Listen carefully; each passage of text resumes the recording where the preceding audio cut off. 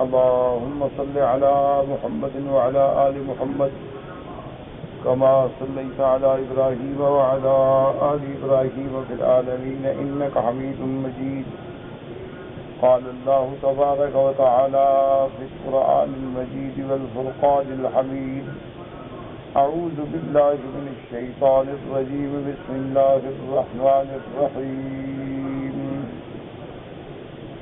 إن هذا القرآن يهدي للتي هي أقوم ويبشر المؤمنين الذين يعملون الصالحات أن لهم أجرا كبيرا وأن الذين لا يؤمنون بالآخرة أعتدنا لهم عذابا أليما. ويدعو الإنسان بالشر دعاءه بالخير وكان الإنسان عجولا. وجعلنا الليل والنهار آيتين فمحونا آية الليل وجعلنا آية النهار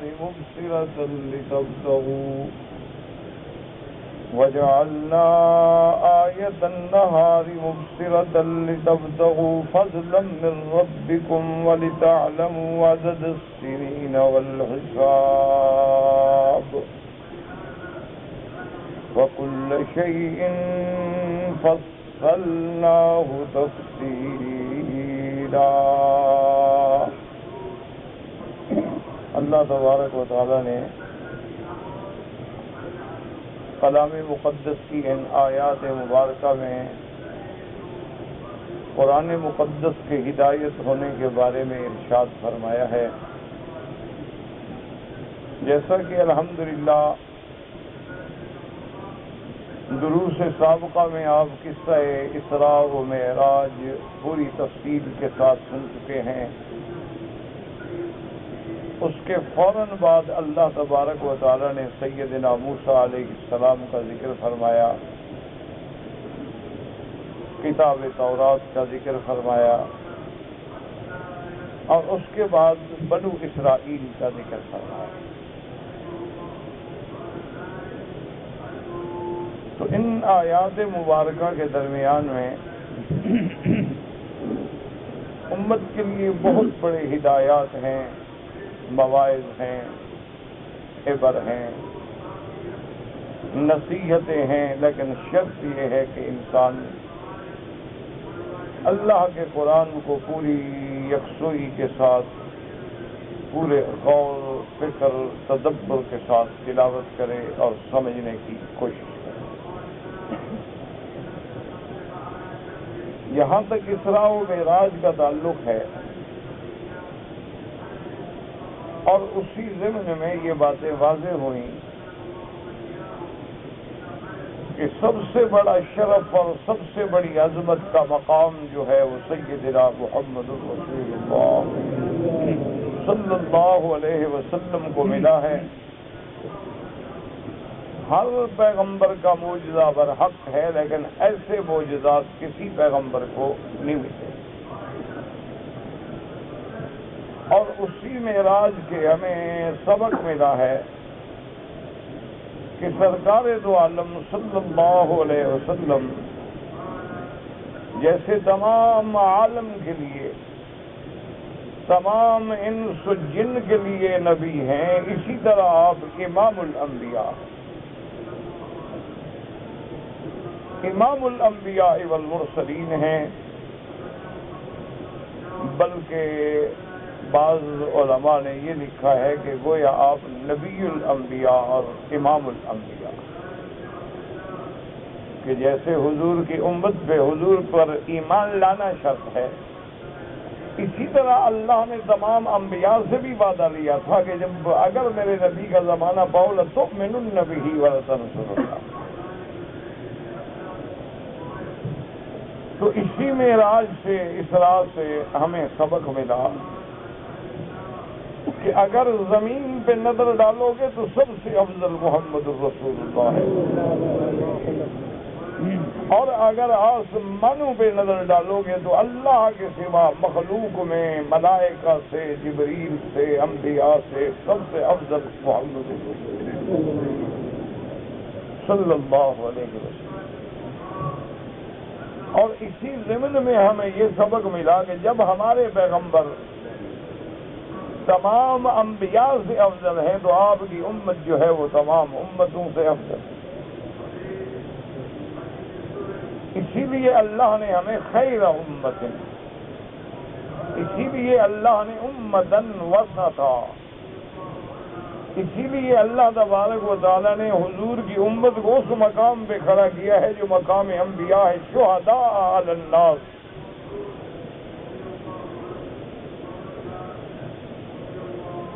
اور اس کے بعد فوراً سیدنا موسیٰ علیہ السلام اور بنو اسرائیل کا ذکر آیا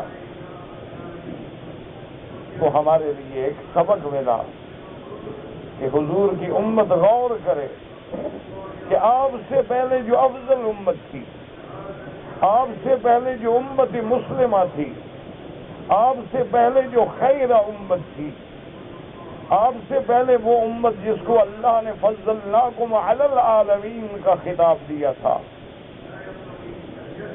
آپ سے پہلے جو سب سے افضل کتاب تورات تھی، ان کے ماننے والے جو تھے یہود یعنی بنو اسرائیل تھے، لیکن ان پر اللہ کے جو عذاب آئے تو کیوں آئے؟ ایک ایسی امت جس کو اللہ نے افضل قرار دیا ہو۔ یہی وجہ ہے کہ آج بھی یہود اپنی کتابوں میں یہ بات بڑے واضح انداز میں کہتے ہیں، چھپاتے نہیں ہیں۔ وہ کہتے ہیں کہ انسان صرف یہودی ہوتا ہے، باقی کوئی انسان نہیں، یعنی باقی حیوان ہیں یا باقی ہمارے خادم ہیں، ہم صرف مخدوم ہیں۔ تو ایک ایسی قوم، ایک ایسی امت کے جس کو اللہ نے بھی قرآن میں یہ شرف بخشا کہ فضلناکم علی العالمین، اور جن کو اللہ تبارک و تعالیٰ نے بیت المقدس جیسی پاک سرزمین میں الذی بارکنا حولہ جو معراج میں پڑھ چکے ہو، وہاں کا مسکن ساکن بنایا، رہنے والا بنایا، اور اسی مسجد اقصی میں، مسجد اقصی، مسجد صخرہ، سیدنا داؤد و سلیمان کی بنائی ہوئی عظیم عمارتیں، اللہ نے ان کو ان کا وارث بنایا۔ اسی لیے آج بھی وہ کہتی ہیں نا کہ ہم تو ہیکل سلیمانی بنانا چاہتے ہیں۔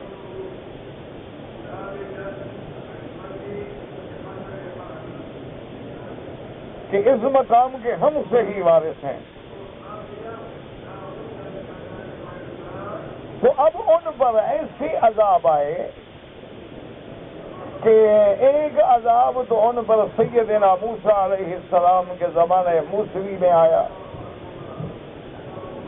ایک ان پر عذاب جو ہے وہ سیدنا عیسیٰ علیہ السلام کے زمانے میں آیا، ایک ان پر عذاب جو ہے وہ سرکار دو عالم صلی اللہ علیہ وسلم کی بعثت کے بعد آیا، اور عذاب بھی ایسے آئے، یعنی آپ تاریخ اٹھا کے پڑھیں کہ ایسے ایسے عذاب آئے کہ انطاکیہ کے بادشاہ نے، بخت و نصر نے، جالوت نے ایسے وہاں حملے کیے کہ ایک ایک دن میں 40,000 ہزار اور 1,00,000 آدمیوں کو قتل کیا یہودیوں میں سے۔ اور وہ ساری دنیا پر اپنی افضلیت کا گن گانے والے لوگ جو تھے وہ غلام بن گئے، قیدی بنائے گئے، 40,000 انسانوں کو قید کیا گیا، اور بخت و نصر انہیں بڑی ذلت کے ساتھ مسجد اقصی سے نکال کے باہر لے گیا بابل۔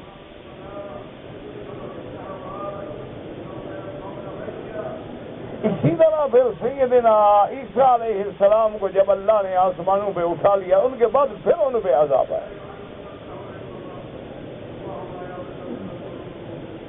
انطاکیہ کے بادشاہ نے ان پہ حملہ کیا اور 1,00,000 آدمیوں کو ایک دن میں اس نے ذبح کیا.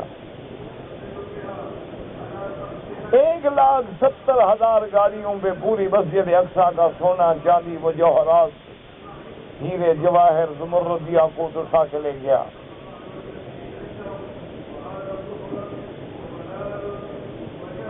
اسی طرح اس کے بعد پھر ان کو موقع ملا لیکن پھر عذاب آیا.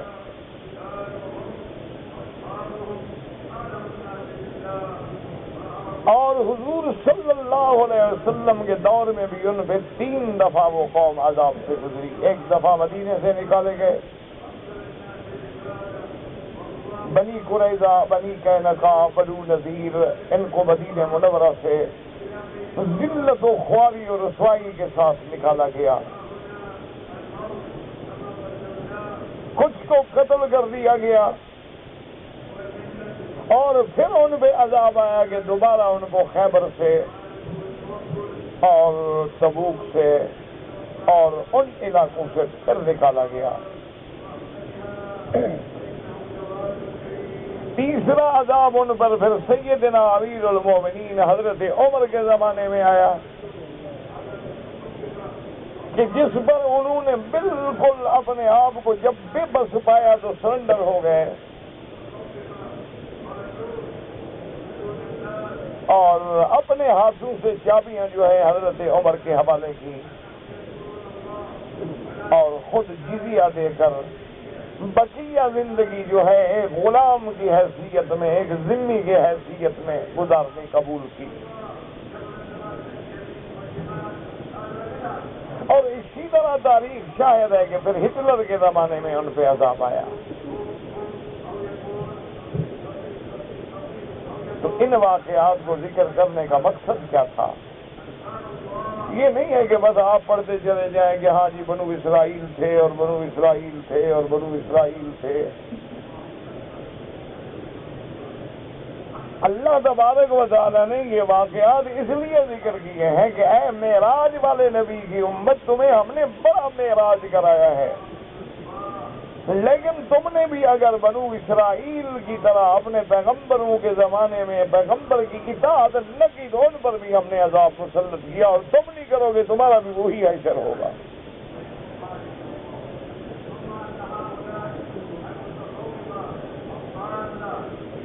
اگر انہوں نے موسیٰ علیہ السلام کے فرمان کی خلاف ورزی کی، اگر انہوں نے جہاد بیت المقدس سے انکار کیا، اگر انہوں نے سیدنا موسیٰ علیہ السلام کے حکم کے خلاف دوبارہ بت پرستی کا آغاز کیا، تو اللہ نے ان پر ایسے عذاب کے کوڑے برسائے. کبھی خنزیر بنائے گئے، کبھی بندر بنائے گئے، کبھی جنگل سیہ میں 40 سال تک بھٹکائے گئے، عذاب آتے گئے. پھر ذرا ٹھیک ہوئے، موقع ملا اور اللہ نے پھر ان کو سنبھلنے کا موقع دیا. لیکن جب عیسیٰ علیہ السلام کا زمانہ آیا، وہ پھر اسی طرح بدبخت اپنی سابقہ شرارتوں پہ آ گئے اور عیسیٰ علیہ السلام کو پھانسی دینے کی کوشش کی، قتل کرنے کی کوشش کی.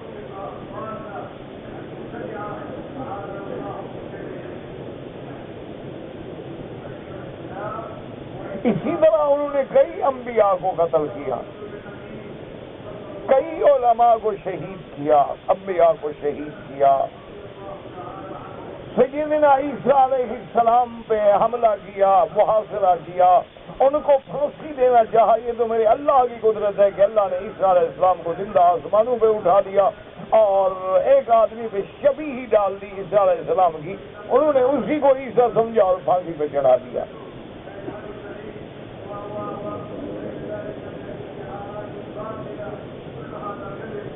تو اللہ نے ان پہ پھر عذاب مسلط.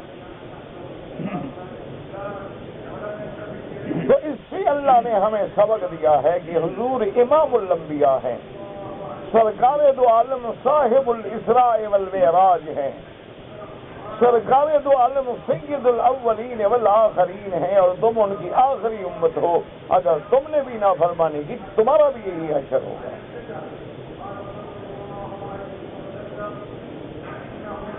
آج پوری دنیا میں نظر ڈالیں، آج مشرق سے مغرب تک نظر ڈالیں اور شمال سے جنوب تک نظر ڈالیں، ہر جگہ خون مسلم کی ارزانی ہے،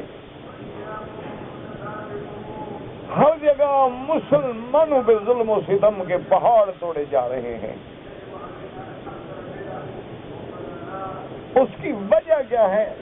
اپنے آقا کی نافرمانی، سرکار دو عالم کے احکام سے روگردانی، سرکار دو عالم صلی اللہ علیہ وسلم کی طریقہ سنت کو چھوڑ کے تہذیب افرنگ کی غلامی، تو جس کا نتیجہ یہ نکلا ہے کہ آج ہماری ہوا اکھڑ گئی ہے اور مسلمانوں کی عظمتوں کا وہ روب، وہ دبدبا، وہ عزت، وہ عظمت خاک میں مل گئی ہے، اور آج کسی کے سامنے بھی یعنی ہماری دو کوڑی کی حیثیت باقی نہیں رہی، کوئی ہمیں اہمیت دینے کے لیے تیار ہی نہیں ہوتا۔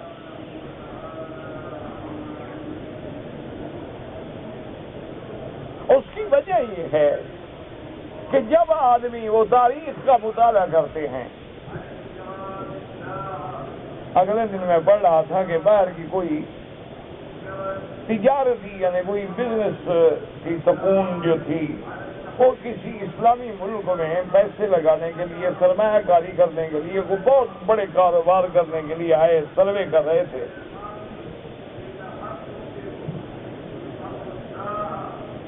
تو اتفاقات سے ٹریفک میں ازدحام ہو گیا، سڑکیں بلاک ہو گئیں، تو ان کے میزبانوں نے فوراً اپنی ٹریفک والوں کو خبر کی کہ ہمارا یہ بہت بڑا معزز وفد ہے اور یہ بہت بڑے بڑے بزنس مین ہیں اور یہ ملٹی نیشنل کمپنیوں کے لوگ ہیں، اور ان کو ہم نے ہوٹل پہنچانا ہے اور سڑکوں پہ ٹریفک جام ہے، مہربانی کریں انتظام کریں تاکہ ان کے سامنے ہماری رسوائی نہ ہو۔ تو انہوں نے یہ انتظام کیا کہ ایک ایسا راستہ جس سے ٹریفک جانا جو ہے بند تھی، یعنی ون وے تھا، آ سکتے تھے، آپ جا نہیں سکتے، تو اس پر انہوں نے اپنی گاڑی آگے رکھی اور مہمانوں کو لے کے ہوٹل میں پہنچا دیا، اور وہ 5 منٹ میں پہنچ گئے، کیونکہ اس روڈ پہ تو کوئی چیز بھی نہیں تھی، اور میزبان بڑے خوش کہ بھائی ہمارے مہمان عزت کے ساتھ تھوڑے سے وقت میں پہنچ گئے، ان کے دلوں میں ہمارا کتنا مقام بنے گا کہ دیکھو ہماری کیسی عزت کی ہے انہوں نے، کہ ہمارے لیے ٹریفک کھول دی اور الٹ رستہ چلا دیا، اور ہمارا آگے پیچھے ہمارے اہتمام کے لیے اسکواڈ رکھے گئے، تو اس سے ان پر ہمارا روب بھی بنے گا، عزت بھی بنے گی۔ تو صبح کو جب وہ ناشتے پہ ملے تو انہوں نے کہا جی ہماری واپسی کی سیٹیں ذرا جلدی کنفرم کرا دیں، ہم آج شام کو واپس آنا چاہتے ہیں اپنے ملک۔ انہوں نے کہا جی ابھی تو آپ کی ہماری بات ہی طے نہیں، انہوں نے کہا جی اب ہم کوئی بات نہیں کرنا چاہتے۔ کیا وجہ ہے جناب، کیا بات ہوگی؟ انہوں نے کہا جو لوگ اپنے ملک کے قانون کو خود توڑ ڈالتے ہوں ان کے ملک میں پیسہ لگانا ہم پاگل ہو گئے۔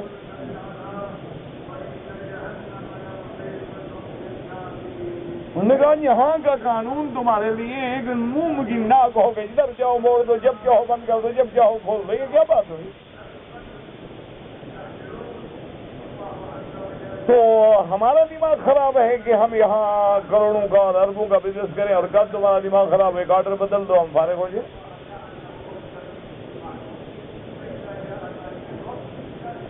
تو اندازہ کریں کہ وجہ کیا ہے کہ آج ہم پہ کوئی اعتماد نہیں کرتا، کہ لوگ پڑھتے ہیں، تاریخ دیکھتے ہیں کہ یہ لوگ جب حضور کا نام لیتے ہیں چوم لیتے ہیں، حضور کا نام لیتے ہیں کھڑے ہو جاتے ہیں، لیکن اسی نبی کے یہ غدار ہیں تو ہمارے وفادار کیسے ہو سکتے ہیں؟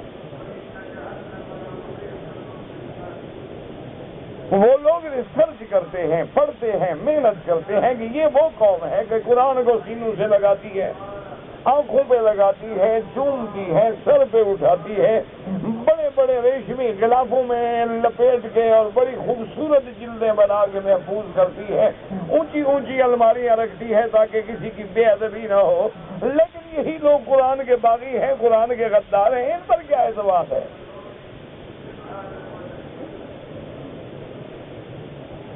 یعنی آپ اللہ کے کعبے میں ہیں، ناراض نہ ہوں، یہ بعض اوقات میری باتیں آپ کو تلخ بھی لگتی ہوں گی، کڑوی بھی لگتی ہوں گی، اور بہت سارے دوست میرے مجھے ہدایتیں بھی دیتے رہتے ہیں کہ جی آپ ذرا مہربانی کریں، کبھی کبھی آپ روڈ ہو جاتے ہیں، سخت ہو جاتے ہیں۔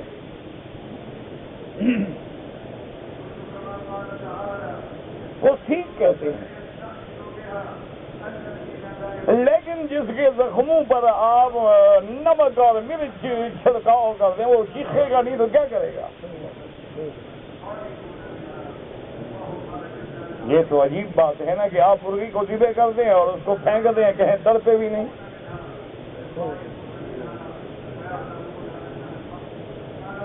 کم از کم کسی دوسرے مظلوم کو تڑپنے کی تو اجازت ہے۔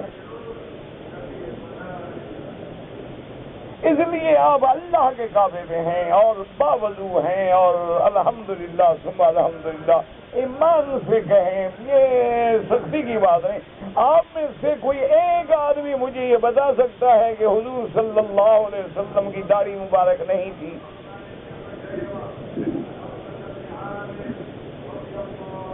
کوئی ایک آدمی، پڑھا لکھا چھوٹا بچہ، پرائمری پاس، ایم اے، ڈبل ایم اے، ایل ایل بی، قانون دان، بڑا بڑا، کہ حضور کی داڑھی مبارک جو ہے نہیں تھی یا تھی؟ دو باتوں میں سے جو بات ہو اللہ کے کعبے میں سچی کر دیں۔ حضور کی داڑھی تھی؟ تمام انبیاء، تمام محدثین اور اولیاء، تو تم کس کی اتباع میں داڑھی منڈاتے ہو؟ ایک چھوٹی سی بات۔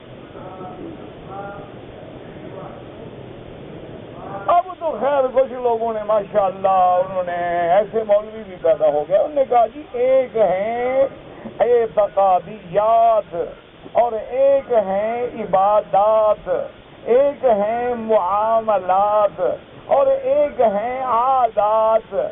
اعتقادیات، عبادات، معاملات اور ایک ہے عادات۔ انہوں نے یہ دماغوں میں بٹھا دیا ہے کہ بابا یہ داڑھی رکھنا ہے یہ تو عادت ہے حضور کی، اگر کوئی رکھے رکھے نہ رکھے نہ رکھے، عادت کی بات ہے، اس کی پیروی ضروری تھوڑی ہے۔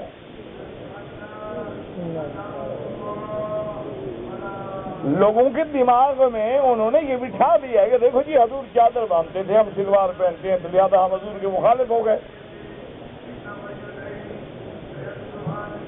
حضور نے کبھی پاجامہ نہیں پہنا، ہم پاجامہ پہنتے ہیں، لہذا ہم حضور کے مخالف ہو گئے۔ بھئی یہ تو عادات تھے حضور کے کہ حضور چادر باندھتے تھے، حضور پگڑی مبارک باندھتے تھے، اور ہم ٹوپی رکھتے ہیں یا رومال رکھتے ہیں۔ اسی طرح وہ کہتے ہیں کہ داڑھی جو ہے یہ بھی حضور کے عادات میں شامل تھی، حضور کو بڑی خوبصورت لگتی تھی، سجتی تھی، جمال تھا، ہمیں اچھی نہیں لگتی، ہم نہیں رکھتے۔ اور دوسری بات یہ ہے، وہ کہتے ہیں جی کہ اس دور میں حضور کی ازواج مطہرات جو تھیں وہ بیویاں اس دور میں داڑھی سے نفرت نہیں کرتی تھیں، جیسے سکھوں کی عورتیں جو ہے داڑھی سے نفرت نہیں کرتی، بالوں سے نفرت نہیں کرتی۔ ہماری عورتیں نفرت کرتی ہیں، ہم نے آخر عورت کو گھر میں رکھنا ہے، بھگانا تھوڑا ہے۔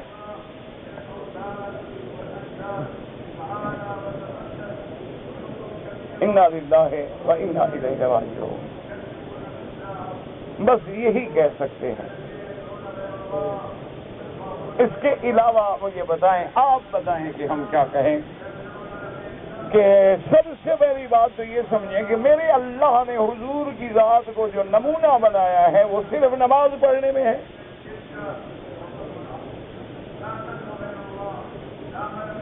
اور روزہ رکھنے میں ہے، حج کرنے میں ہے، باقی کھانے میں، پینے میں، سونے میں، اٹھنے میں حضور نمونہ نہیں ہے، کیونکہ وہ تو عادات ہیں۔ اور یہاں تک داڑھی کا تعلق ہے، یہ عادات ہیں، یہ حکم رسول بھی ہے کہ اوفوا اللحى وقصوا الشوارب، داڑھی بڑھاؤ اور مونچھیں کٹاؤ، یہ صرف عادت ہے یا حکم ہے؟ اور کیا ضرورت تھی میرے آقا کو اس بات کے بیان کرنے کی کہ معراج والی رات میں نے دیکھا کہ ہارون علیہ السلام کی داڑھی مبارک جو ہے ناف تک تھی، صرف داڑھی کے حوالہ دینے کی کیا ضرورت تھی؟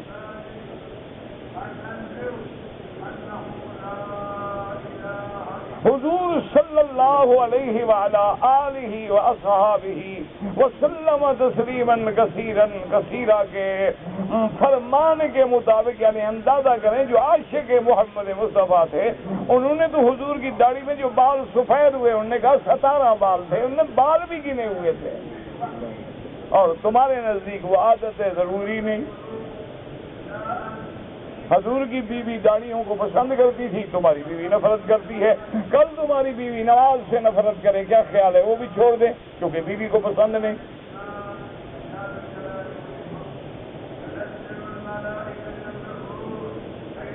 تو پھر آپ مجھے سمجھائیں کہ آپ ایک طرف یہ دعویٰ کرتے ہیں کہ جی حضور کا نام آئے تو کیوں بولو،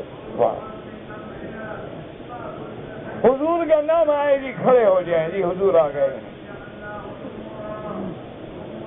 اور جناب اذان تو ہوتی رہے گی، پہلے صلاۃ و سلام پڑھیں۔ وہ قوم حضور کی سنت پہ اس طرح چلا کے فخر کرتی ہے، بتاؤ یہ منافق ہیں کیا ہے؟ منافق کس کو کہتے ہیں کہ اذا لقوا الذین آمنوا قالوا آمنا فاذا خلوا الى شیاطینہم قالوا انا معکم انما نحن مستہزئون، کہ ایمان والوں کو ملتے کہتے تمہارے ساتھ ہیں، کافروں کو ملتے کہتے تمہارے ساتھ ہیں۔ تو کیا آج ہمارا وہ کردار تو نہیں کہ جب اذان آئے تو ہم جھوم جھوم کے سلام پڑھیں، اور اس طرح پھروانا ہو تو وہ بھی ٹائی پھیر کے اس طرح پھروائیں؟ مجھے بتائیں منافق کی سینگ ہوتے ہیں، دم ہوتی ہے، تو جس قوم کا یہ عالم ہو وہ قوم ذلیل نہیں ہوگی تو کیا ہو؟ اور حضور نے جب ہمیں یہ بات فرما دی تھی کہ جب تمہارے اندر گانا بجانا عام ہو جائے گا، ایمان سے کہو آج عام ہے یا نہیں؟ 1400 سال پہلے حضور فرما رہے ہیں، اور آج تیرے ہر بڑے گھر میں باقاعدہ فلور ہیں ڈانس کے لیے۔ آج تمہارے ہر بڑے شہر میں کلب ہیں، کیبرے ہیں، میوزک ہے، بلکہ موسیقی سبحان اللہ عبادت ہے، روحانی غذا ہے۔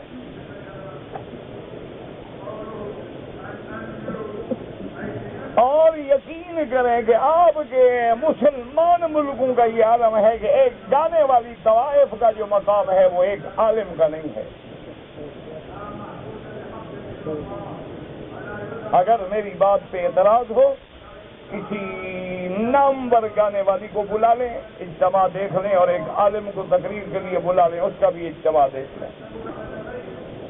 کسی اچھے تھیٹر کا اعلان کر دیں، کسی اچھے سرکس کا اعلان کر دیں، کسی نیم اڑیاں رقص کرنے والی بے حیا عورتوں کو بلا لیں اور سامنے سیرت کانفرنس رکھ لیں، دیکھیں گے لوگ وہاں لاکھوں میں ہوں گے، یہاں ہزاروں میں بھی نہیں ہوں گے۔ اور ہیں کون؟ امت محمد مصطفیٰ، خیر امتن وسطا۔ تو کیا خیال ہے؟ حضور نے فرمایا کہ جب گانا بجانا عام ہو جائے اور جب ناب تول میں کمی آ جائے، جب زنا آرٹ بن جائے، تو فرمایا اللہ تم پر ایسے ظالم حکمران مسلط کر دیں گے، عذاب مسلط کر دیں گے جو تمہیں تمہارے گھروں میں کچل ڈالیں۔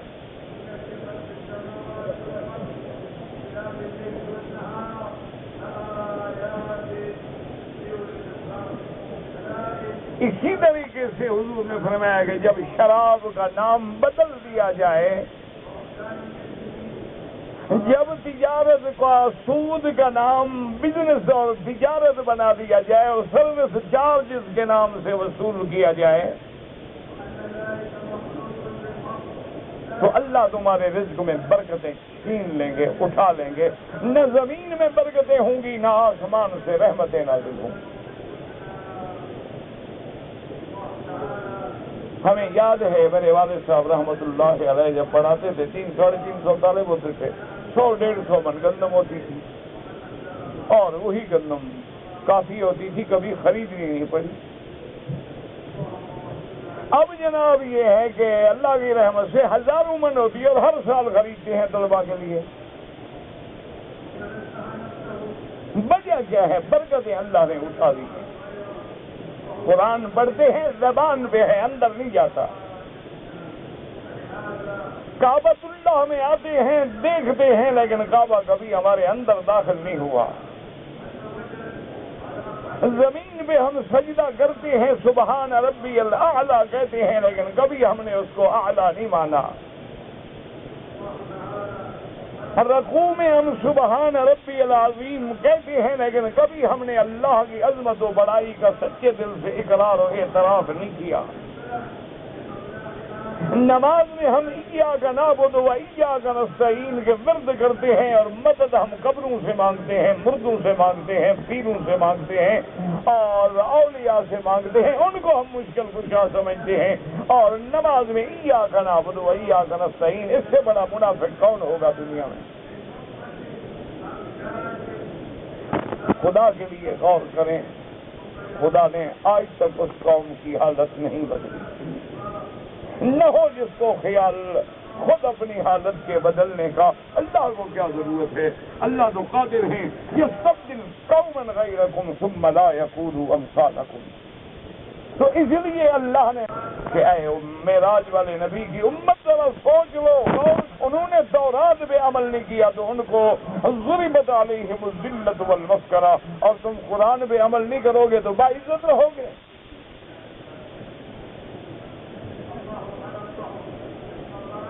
اسی لیے سیدنا امیر المومنین عمر بن الخطاب رضی اللہ تعالی عنہ کی خدمت میں جب گورنر مکہ آئے مدینہ منورہ میں ملنے کے لیے، تو آپ نے پوچھا کہ تم نے مکے میں کس کو حاکم بنا کے آئے ہو؟ اپنا قائم مقام تم نے کس کو بنایا؟ اس نے کہا ابن ابزہ۔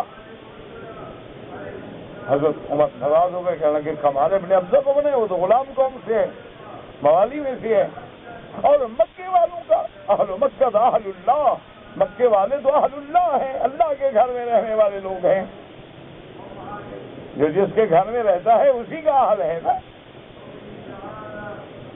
تم اپنی بیوی کو اہلیہ کیوں کہتے ہو؟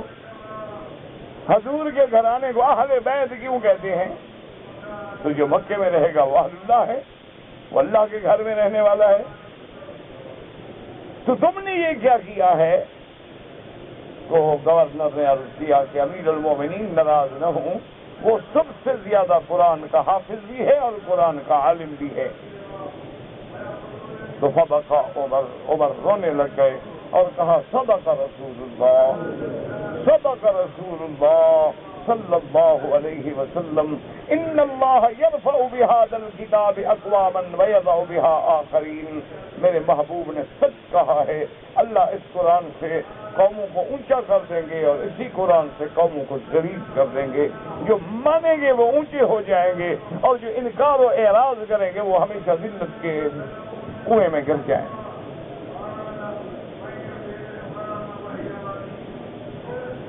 اسی لیے جناب اللہ نے ہمارے واقعہ معراج کے بعد بنو اسرائیل کا ذکر کیا، اور اس کے بعد یہ آیت ہے جو آیت آج کے سبق میں ہم نے تلاوت کی۔ اللہ نے فرمایا ان ھذا القرآن یہدی للتی ہی اقوم وَيُبَشِّرُ الْمُؤْمِنِينَ الَّذِينَ يَعْمَلُونَ الصَّالِحَاتِ أَنَّ لَهُمْ أَجْرًا كَبِيرًا وَأَنَّ الَّذِينَ لَا يُؤْمِنُونَ بِالْآخِرَةِ أَعْتَدْنَا لَهُمْ عَذَابًا أَلِيمًا۔ اس کے فوراً بعد اللہ نے فرمایا کہ یہ قرآن جو ہے، جو ہم نے اپنے نبی محمد مصطفیٰ پہ اتارا ہے، جو ہم نے اپنے نبی محمد مصطفیٰ صلی اللہ علیہ وسلم پہ وحی بھیجی ہے، یہ قرآن جو ہے یہ ایک ایسی کتاب ہے کہ ایک ایسے رستے کی طرف تمہیں ہدایت کرتی ہے۔ اقوام کا معنی کیا ہے یاد رکھیں، اقوام قیم مستقیم، مادہ تو ایک ہے نا، اہدنا الصراط المستقیم، سیدھا۔ قیما لینذر، لیکن علماء نے اس کا خلاصہ بیان کیا ہے کہ اقوم اس راستے کو کہتے ہیں جو قریب بھی ہو، بے خطر بھی ہو اور منزل پہ پہنچانے والا بھی ہو، جس میں 3 صفتیں ہوں۔ ایک رستہ ہو لیکن قریب ہو، بڑا دور کا رستہ ہو، آدمی کہتے ہیں جی راستہ تو بالکل ٹھیک ہے لیکن ہے بہت لمبا۔ تو طریق الاقوم کا معنی یہ ہے کہ ایسا رستہ جو قریب بھی ہو، اور اچھا ایک راستہ ہے قریب ہے لیکن آدمی کہتا ہے کہ جی ہے تو شارٹ کٹ، لیکن پتہ نہیں وہاں پہنچے گا اس پوائنٹ پہ یا آپ ادھر ادھر ہو جائیں گے۔ نہیں، قریب بھی ہو اور منزل پہ پہنچانے والا بھی ہو۔ اچھا قریب بھی ہے، منزل پہ بھی ٹھیک جاتا ہے لیکن خوف ہے، راستہ محفوظ نہیں ہے، مامون نہیں ہے۔ اب جیسے آپ دیکھتے ہیں نا جی، آدمی جاتا ہے اور کہو جی بھائی میرے ٹرین پہ سیٹیں کرا دیں، ہم کبھی جاتے ہیں نا تو ہم کہتے ہیں یار وہ ٹرین گاڑی پہ کرا دو، خواہ بھائی جہاز میں خرچہ ہوگا، ہوائی جہاز کی ٹکٹیں ہیں مہنگی ہیں، اور پھر میرے ساتھ اللہ کا شکر ہے 2 4 10 آدمی بھی ہوتے ہیں، بھائی یار اتنی مہنگی ٹکٹیں، ہم 10 آدمیوں کی ٹکٹیں خریدیں، گاڑی پہ چلے جائیں گے، پیسے بھی کم لگیں گے، اور 2 آدمیوں کی ٹکٹ میں گویا ہم سارے سفر بھی کر لیں گے۔ تو کہتے ہیں جی بات تو ٹھیک ہے لیکن محفوظ نہیں۔ کہتے ہیں جی کہ ٹرین میں سستا تو ہے، آپ کی بات بھی معقول ہے، اور رات کو ٹرین چلے گی اور صبح ہی آپ کے علاقے میں پہنچے گی، آپ رات کو سو بھی سکتے ہیں، آرام بھی کر سکتے ہیں، لیکن حضرت محفوظ نہیں ہے، کیونکہ جو ملک پھاٹک نہ لگا کے بندے مروا دیتا ہو اس گاڑی میں کیسے بیٹھے آتے ہیں؟ اچھا ایمان سے کہیں کبھی آپ نے سوچا چلو چھوڑیں یار کرسی والوں کو چھوڑیں، ان کو تو کرسی ہی لے ڈوبتی ہے نا، ان کو چھوڑیں۔ جس گاڑی والے کی گاڑی کا ایکسیڈنٹ ہوا ہے ملکوال میں نے اخباروں میں پڑھا، وہ جگہ بھی نہیں جانتا نہ مجھے پتا ہے، میں تو اخبار کی بات کہہ رہا ہوں کہ 1 کلومیٹر تک ٹرین اس بس کو گھسیٹتی ہوئی لے گئی اور اندر سے لاشیں جو تھی ٹکڑے ہو کے گرتی رہیں، 40 لاشیں تو پہچانی نہیں گئی۔ ایمان سے کہیں آخر 40-50 لاکھ کی تو بس ہوتی ہوگی، آپ کے ملک میں اس سے کم قیمت میں تو میرے خیال میں نہیں آتی ہوگی، جہاں وہ چھوٹی سی ایک آپ کے پاس گاڑی ہوتی ہے نا، وہ چھوٹی پتہ نہیں کیا نام ہے، اس کا نام بھی نہیں آتے، آلٹو پتہ نہیں کیا ہوتا ہے، صابن دانی سی ہے، یہاں اس کی قیمت 2.5-3 لاکھ ہو، اس میں اندر آدمی بیٹھے ہو نا روڈ پہ چل رہی، پتہ نہیں لگتا ہے کہ ہم باہر بیٹھے ہیں یا گاڑی کے اندر بیٹھے ہیں، اس کا یہ حال ہو تو یہ اتنی بڑی بسیں جو ہیں یہ بھی 40-50 لاکھ سے کیا کم ہوں گے؟ ایمان سے ایک پھاٹک لگانے میں کیا آسمان ٹوٹ جائے گا؟ کوئی بسوں والے لگا دیں، اپنی بسوں کو بچانے کے لیے لگا دیں۔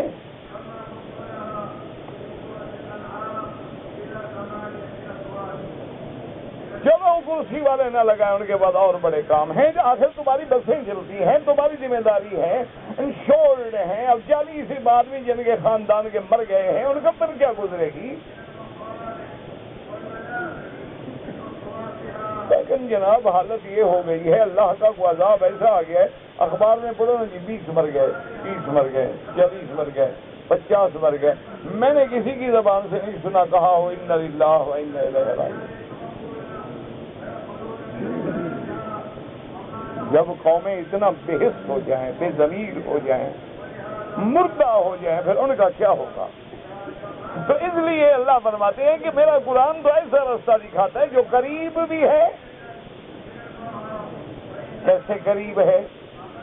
جنت آسمانوں میں ہے اور 3500 سال کا سفر ہے۔ اللہ نے فرمایا کتنا قریب ہے کہ 70 سال قبروں پہ سجدہ کر، سچے دل سے لا الہ الا اللہ محمد رسول اللہ، جنت میں جا۔ اس سے کوئی قریب ہے بڑا؟ 70 سال بھگوان پوجتا رہو، دیوتا پوجتا رہو، اور مندروں میں زندگی گزر جائے، بس ایک دفعہ سچے دل سے کلمہ پڑھ لے، جنت کتنا قریب ہے۔ اس سے بڑا شارٹ کٹ رستہ کوئی ہے کہ من قال لا الہ الا اللہ دخل الجنہ؟ اس سے بڑا شارٹ کٹ رستہ بھی کوئی ہے کہ من کان آخر کلامہ لا الہ الا اللہ محمد رسول اللہ، کہ جب موت کا وقت آئے دعا کرے ہماری زبان پہ بھی جاری ہو لا الہ الا اللہ محمد رسول اللہ۔ حضور نے فرمایا بس سمجھ لو جنت میں گیا۔ کوئی کفن شفن کچھ نہیں ہوتے، دعا کر موت ایمان پہ آئے۔ دعا یہ کرنا کہ وہ شان سلامت رہتی ہے جس شان سے کوئی مقتل میں گیا۔ شان کیا ہے یہ دعا نہیں جانی ہے، سب کیا نہیں ہے۔ مرنا تو ہم سب نے ہے نا، لیکن دعا یہ کر کے جب موت کی گھڑی آئے تو زبان پہ بس کلمہ شہادت ہو اور لوگ گواہی دے رہے ہوں کہ کلمہ پڑھ رہا ہے، بس پھر سمجھ لو کہ اگلی منزل آسان ہے۔ کتنا سیدھا رستہ ہے اور کتنا محفوظ رستہ ہے اور کتنا قریب رستہ ہے اور بے خطر رستہ ہے کہ ساری دنیا کی طاقتیں بھی جب آدمی ایمان پہ آ جائے اس کو جھکا نہیں سکتی ہے۔ اس لیے اللہ نے فرمایا ان ھذا القرآن یہدی للتی ہی اقوم، اور آگے خوشخبری ہے وَيُبَشِّرُ الْمُؤْمِنِينَ الَّذِينَ يَعْمَلُونَ الصَّالِحَاتِ أَنَّ لَهُمْ أَجْرًا كَبِيرًا۔ اللہ نے فرمایا میرے محبوب محمد مصطفیٰ جب نام آئے درود پڑھا کرو یار، اور خدا کے بندے اب پڑھے لکھے ہو، سمجھدار ہو، اب انگوٹھے چومنے چھوڑو، درود پڑھا کرو۔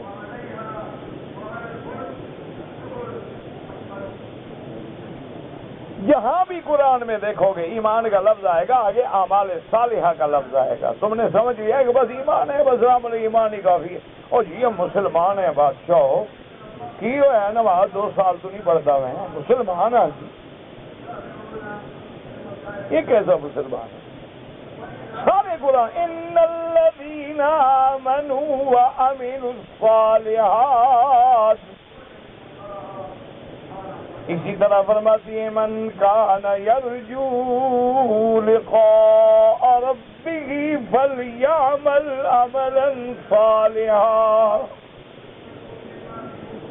ان الذین آمنوا وعملوا الصالحات كانت لهم جنات الفردوس نزلا قد افلح المؤمنون الذين هم في صلاتهم خاشعون۔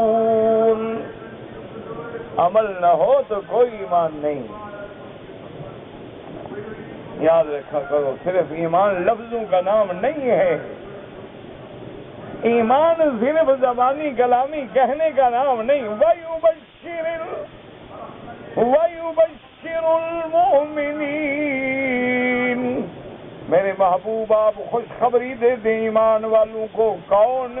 الَّذِينَ يَعْمَلُونَ الصَّالِحَاتِ، جو صالح عمل، پاکیزہ عمل، قرآن و سنت کے مطابق عمل کرتے ہیں، ان کو خوشخبری دے دو۔ کس بات؟ ان لہم اجرا کبیرا، ہم نے ان کے لیے بہت بڑا ثواب قیامت والے دن رکھا ہے۔ جس کو اللہ بڑا کہیں وہ کتنا بڑا ہوگا؟ جو سب سے بڑا ہے وہ کہے کہ تمہارے لیے ہم نے بڑا ثواب رکھا ہے، تو بادشاہ جب کسی کو بدلہ دیتے ہیں تو اپنی شان کے مطابق دیتے ہیں نا، وہ لینے والے کو تو نہیں دیکھتے، وہ دیکھتے ہیں کہ ہماری شان کیا ہے۔ اور آگے یہ بھی بتلا دیا وَأَنَّ الَّذِينَ لَا يُؤْمِنُونَ بِالْآخِرَةِ اور جن لوگوں کا ایمان آخرت پہ نہیں ہے، کیا مانا؟ مانا یہ ہے کہ جب آخرت پہ ایمان نہیں تو اللہ پہ بھی ایمان نہیں، رسول پہ بھی ایمان نہیں، ملائکہ پہ بھی ایمان نہیں، کتاب پہ بھی ایمان نہیں، قرآن پہ بھی ایمان نہیں۔ کیوں؟ جو آخرت پہ ایمان نہیں رکھتا، آخرت کی خبر دینے والا کون ہے؟ محمد الرسول اللہ۔ لانے والے کون ہے؟ ملائکہ۔ آخرت کی آیتیں کس میں ہیں؟ قرآن میں۔ اور آخرت میں ہو تو اللہ عدل کہاں فرمائیں گے؟ تو اس کا معنی یہ ہے کہ آخرت بھی ایمان نہیں تو گویا کسی چیز پہ بھی ایمان نہیں۔ وَأَنَّ الَّذِينَ لَا يُؤْمِنُونَ بِالْآخِرَةِ أَعْتَدْنَا لَهُمْ عَذَابًا أَلِيمًا، ان کے لیے ہم نے تیار کر رکھا ہے، یہ نہیں کہ آئندہ کریں گے بلکہ جہنم تیار ہے، عذاب دردناک تیار ہے۔ اللہ فرماتی ہے میرا مدنی یہ بندہ دیکھو کیسا ہے، وَيَدْعُو الْإِنسَانُ بِالشَّرِّ دُعَاءَهُ بِالْخَيْرِ، یہ انسان ایسا جاہل ہے کہ اپنی ہلاکت کی دعائیں بھی ایسے مانگتا ہے جیسے بہتری کی دعائیں مانگتا ہو۔ کیسا بھی کیوں؟ وَكَانَ الْإِنسَانُ عَجُولًا، اللہ فرماتی ہیں یہ تو میری رحمت ہے، ورنہ جو تم کبھی کبھی اپنے خلاف دعائیں مانگتے ہو، اپنی اولادوں کو کہتی ہو خدا تجھے برباد کرے، خدا تجھے ہلاک کرے، تجھ پہ لاکھوں لعنتیں ہوں، اللہ مجھے خراب کرے، اللہ فرمائے اگر وہ میں دعائیں سن لوں تو تم میں ایک بھی نہ بچے، یہ تو میری مہربانی ہے کہ میں پھر مہلت دے دیتا ہوں۔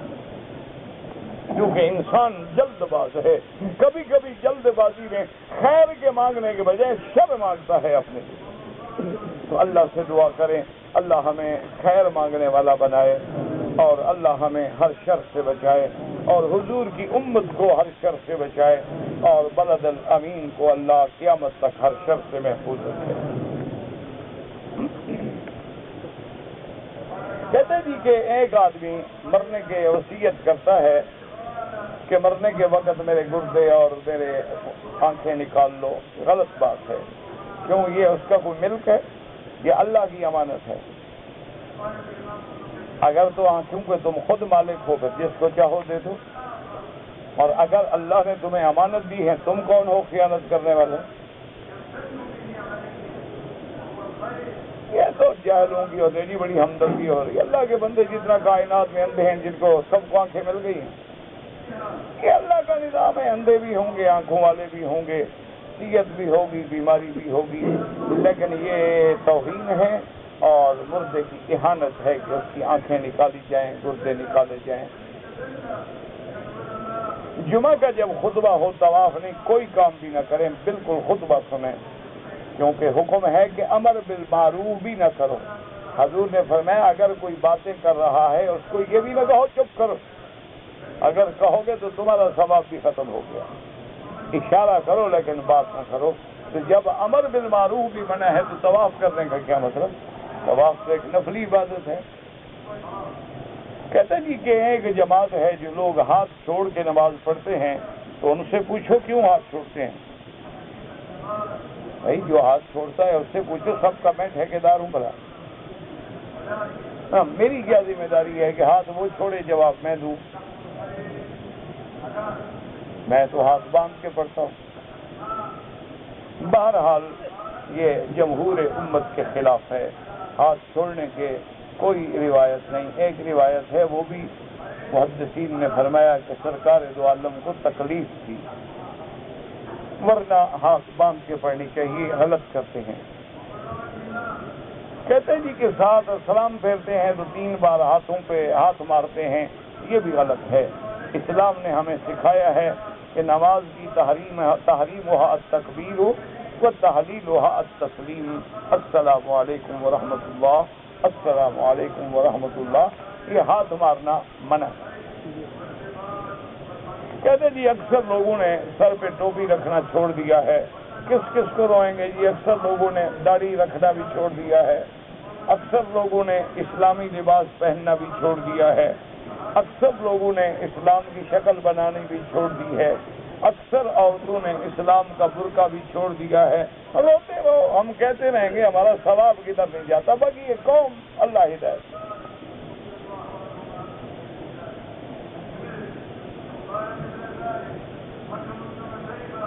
حی علی الصلاۃ اور حی علی الفلاح کا جواب جو ہے، مسجد ہو یا آپ باہر ہوں، لا حول ولا قوت الا باللہ، لا حول ولا قوت الا باللہ العلی العظیم۔ مسجد میں کھڑے ہو یا یہیں کھڑے ہو، یہی جواب دینا ہوگا۔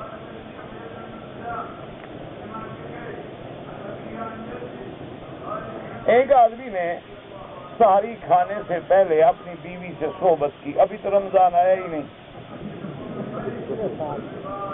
بیچارہ پہلے خیال کر رہا ہے نا۔ بہرحال جناب صحبت منع نہیں ہے، بالکل کریں۔ اس کے بعد جو ہے نہانے کا وقت نہیں ملا، نہ ملے، روزے کی نیت کر لو، بعد میں نہا لو، کوئی مسئلہ نہیں۔ کسی صحت مند آدمی کا خون جو ہے کسی دوسرے مریض کو منتقل کرنا جہاں یہ جائز ہے، اس لیے کہ جیسے دودھ پلانا جائز ہے، کہ جیسے کوئی عورت دوسرے بچے کو دودھ پلا سکتی ہے، تو اس سے قرآن سے استنباط کیا علماء نے کہ اسی دودھ سے تو خون بنتا ہے، تو لہذا خون دینا جو ہے اچھا۔ دوسری بات یہ ہے کہ جب آپ خون دیتے ہیں، اللہ کا نظام ہے 48 گھنٹے کے اندر جتنا خون آپ نے دیا ہے اتنا بن جائے گا، تو اس لیے آپ کا نقصان بھی نہیں ہوتا، بلکہ خون دینے میں آپ کا فائدہ ہوتا ہے کہ خون کا اخراج ہونا چاہیے۔ باقی اگر کسی کا خون خراب ہے تو وہ نہ دے، تاکہ لوگوں کے لیے عذاب نہ بنے۔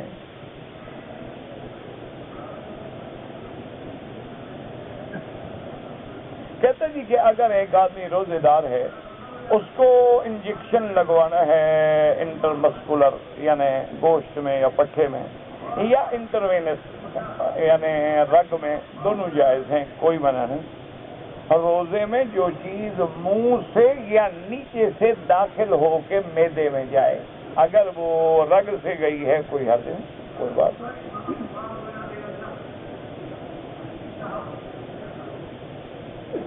آج کل کہتے ہیں جی جب دانت نکالنا ہو تو ایک انجیکشن ہوتا ہے وہ لگا دیتے ہیں تاکہ وہ جگہ جو ہے تھوڑی سی سن ہو جائے، زیلوکین کا انجیکشن دیتے، کوئی بھی بات نہیں، بطور علاج ہے، بطور علاج کوئی حرج نہیں۔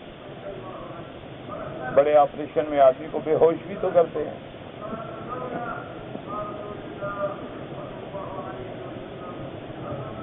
کہتے ہیں جی میت دفن ہونے سے پہلے دعا دفن ہونے سے پہلے وہی دعا ہے جو کر رہے ہیں جنازے والی، اللہم اغفر لحینا و میتنا، یہ دعا ہے۔ اگر تلاجے میں رکھی ہے دعا ویسے کر دو، اللہم اغفر وارحمہ وتجاوز عنہ، کہیں بھی ہو۔ میت کے بارے میں کتنے دن دعا مانگے؟ ساری زندگی دعا مانگو، کوئی منع نہیں۔ یہ جو رواج ہے کہ تیسرے دن کل شریف اور 7ویں شریف اور 10واں شریف اور 12واں شریف، یہ بدعت ہے۔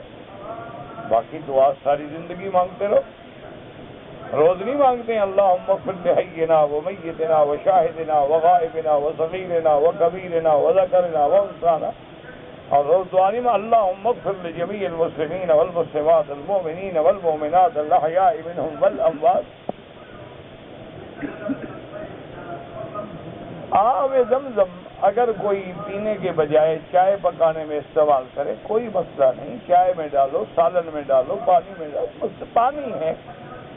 وہ تو علماء نے لکھا ہے کہ جب دوسرا پانی ہمیں باقی کاموں کے لیے میسر ہے تو ادب کا تقاضا یہ ہے کہ اس کو صرف ہم پینے کے کام لگائیں، ورنہ تو پانی ہے۔ اگر اسماعیل علیہ السلام غسل جنابت کس سے کرتے تھے؟ اسماعیل علیہ السلام کھانا کس سے پکا؟ اس وقت تو پانی کوئی نہیں تھا زمزم کے سوا۔ سنت کے نماز جب پڑھیں تو حضور کا نام لیں، بالکل نہیں۔ سنت مانا طریقہ ہے محمد مصطفیٰ کا، نماز تو اللہ کے لیے ہے۔ بعض لوگ سمجھتے ہیں کہ سنت حضور کے لیے، غلط بات ہے۔ اس کا معنی تو پھر یہ ہوگا کہ فرض اللہ کے لیے، سنت رسول اللہ کے لیے، نفل پیر کے لیے۔ اللہ کے بندے نفل ہو، سنت ہو، واجب ہو، سب نماز اللہ کے لیے۔ سنت اس لیے کہتے ہیں کہ اللہ نے فرض نہیں کی، حضور کا طریقہ ہے۔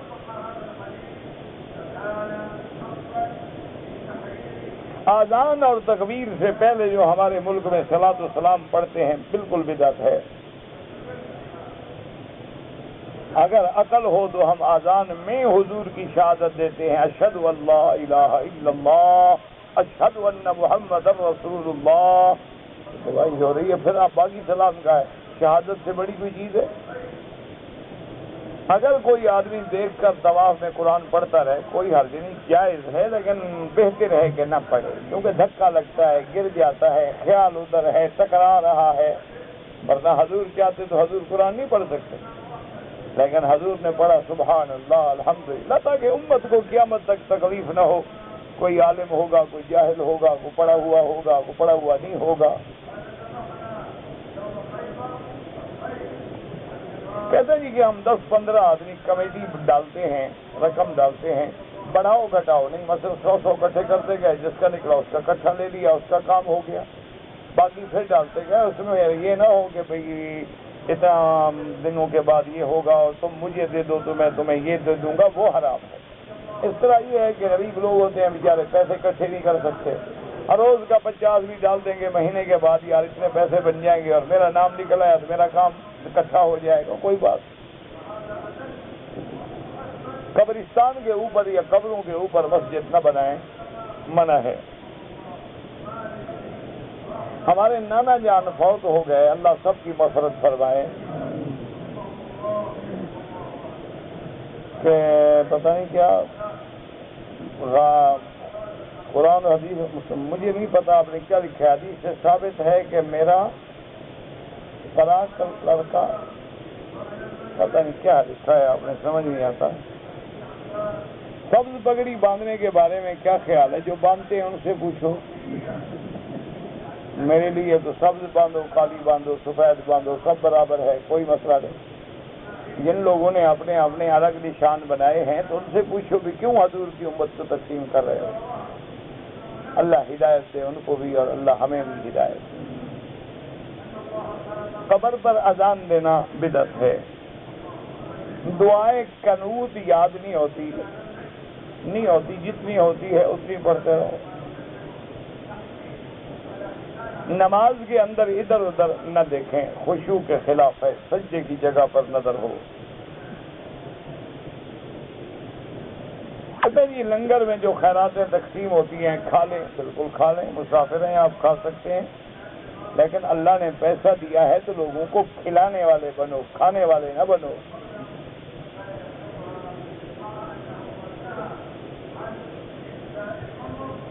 میں نے 4 عمرے کیے ہیں، لوگ کہتے ہیں عمرہ نہ کرو، خیرات کرو۔ اللہ نے لکھا ہے عمرہ تو کون روک سکتا ہے؟ تمہارے مقدر میں عمرہ لکھا ہے، عمرے بھی کرو، خیرات بھی کرو۔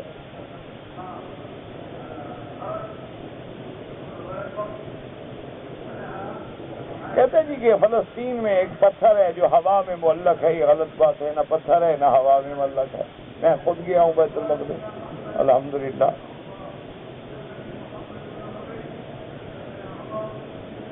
لائف انشورنس حرام ہے؟ ہاں بالکل حرام ہے۔ یہ ہے مجبوری، اضطرار، کہ بھئی تھرڈ پارٹی، ایک ڈرائیور کی تنخواہ بیچارے کی 600 ریال ہے، ایکسیڈنٹ ہو جائے 1,40,000 دیت ہے، وہ تو ساری زندگی جیل میں مر جائے گا۔ یہ اضطرار کی کیفیت میں تھرڈ پارٹی کے لیے گنجائش ہے، یہ حکم نہیں کہ اپنی کراؤ۔ مسئلے کو سمجھا کرو، اعتراض بعد میں کیا کرو۔ جیسے دیکھو نا، آدمی بیمار ہے، کھانسی کی شربت دیتے ہیں، اس میں الکوہل ہے، لیکن وہ ہم الکوہل سمجھ کے تو نہیں پی رہے، وہ دوائی سمجھ کے ہماری پی رہے ہیں۔ اسی طرح جیسے ابھی آپ نے پوچھا دانت نکالنا ہے، زلوکین کے انجیکشن دے رہے ہیں، وہ بھی تو نشہ ہے۔ مقامی طور پہ اس جگہ کو سن کرے، مجبوری ہے، وہ خوشی سے تھوڑا لگوا رہے ہیں۔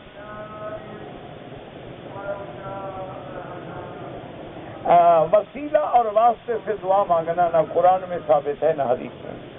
سب سے افضل دعا جو حضور نے طواف میں مانگی ہے، ربنا آتنا فی الدنیا حسنۃ وفی الآخرۃ حسنۃ۔ سارے قرآن میں دعائیں دیکھ لو، ربنا ظلمنا، ربنا لا تؤاخذنا، ربنا لا تزغ قلوبنا، ساری دعائیں موجود ہیں، ترجمے موجود ہیں، پڑھ لو، کسی دعا میں واسطہ ہے۔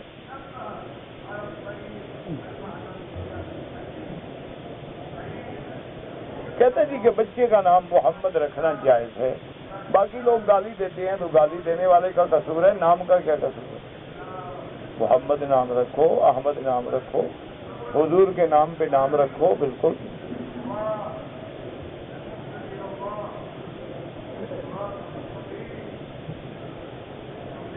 اگر لڑکی ہے لیکن رشتہ نہیں مل رہا، مجبوری ہے، اللہ آسان کرے، اللہ پاک تمام بچیوں کی مشکل حل کر دے، اللہ جن کے گھروں میں لڑکیاں ہیں ان کی مشکلیں آسان فرما، ان کی زندگیوں کو برباد ہونے سے بچا اور ان کو خیر اور رحمت کے رشتے نصیب فرما۔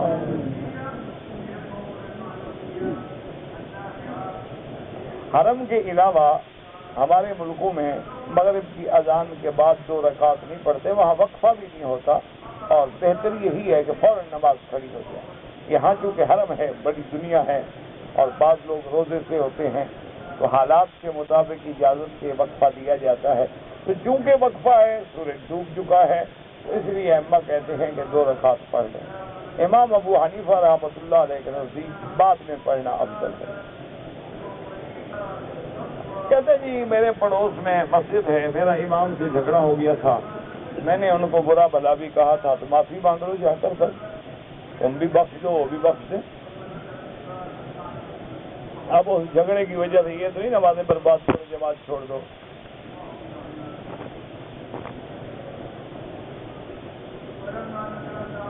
ہم پچھلے سال رمضان کے بعد شوال میں مدینے گئے تھے، لیکن عمرہ نہیں کیا تھا، نیت نہیں کی تھی۔ امام ابو حنیفہ رحمۃ اللہ علیہ کے نزدیک دم پڑ گئی، عمرہ بھی قضا کریں اور دم بھی ادا کریں۔ ہم طائف جا رہے تھے، ہم نے گھر سے نیت کی تھی کہ احرام باندھیں گے، نہیں باندھا، عمرہ بھی قضا کریں، دم بھی ادا کریں۔ اگر ہم زمزم کا پانی پیتے ہیں اس میں چیونٹیاں پڑ جائیں، پانی بہا دو، یہ تھوڑا ہے کہ وہ اس کو پی جاؤ کوئی بیماری ہو جائے۔ جو آدمی خواب دیکھا ہے، مجھے خواب کا کوئی پتہ نہیں۔ بعض لوگ جو ہیں رضی اللہ عنہ ہر صحابی کے ساتھ ہے، حضرت علی ہوں یا حضرت صدیق ہوں، تمام صحابہ کو رضی اللہ عنہ کہنا چاہیے۔